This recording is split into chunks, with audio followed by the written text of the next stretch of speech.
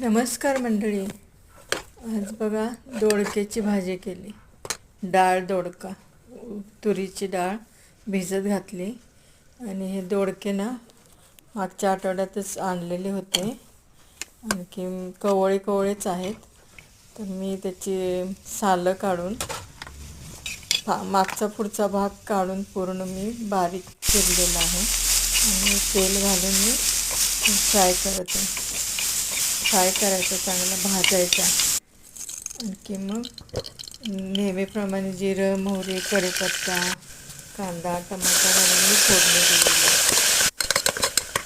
आणखी आपली डाळ आणि दोडका घालून हे सगळ्या पावडरी मसाले घातलेले आहेत. लाल तिखट, काश्मीरी लाल तिखट, जिरा पावडर, धनिया पावडर, थोडा गरम मसाला असं घालून मी हळद, मीठ घालून फ्राय केलेलं आहे. डाळ आणि दोडका घातलेला आहे. थोडंसं शेंगदाण्याचं कूट पण घातलेलं आहे. थोडीशी आलं लसूण पेस्ट घातली आणि गरम पाणी घालायचं, कारण तुरीची डाळ आहे ना, थोडीशी शिजत नाही आहे लवकर. आणि चवीनुसार मीठ घालायचं आणि 2 शिट्ट्या करून घेतलेले. छान झाली भाजी. थोडंसं पाणी ठेवले, कारण भाताबरोबर पण आणि चपातीबरोबर पण तेच खायचं आहे. ही भाजी खूप टेस्टी झाली आहे आणि एकदम कवळा होता दोडका. कशी वाटली रेसिपी? लाईक करा, शेअर करा. आज मी चहाचा मसाला केला. हे सुंठ होती माझ्याकडे, आणली होती बाजारातून.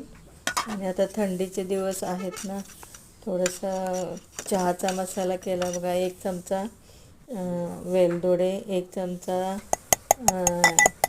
लवंग, 1 चमचा दालचिनी, मिरी 1 चमचा, आणखी 50 नाही 40 ग्रॅम वगैरे सुंठ घेतलेली. आणि जे राहिलेली सुंठ होती त्याची पण मी पावडर करून ठेवले, कारण सर्व असं गरम केलेले होते ना, लवकर पावडर झाले. आणि मी हा चहाचा मसाला घालून चहा केला. इतका छान झाला ना चहा, खूप छान झालेला आहे. आणि कसा वाटला तुम्हाला हा चहा मसाला? लाईक शेअर करा, सबस्क्राईब करा. धन्यवाद.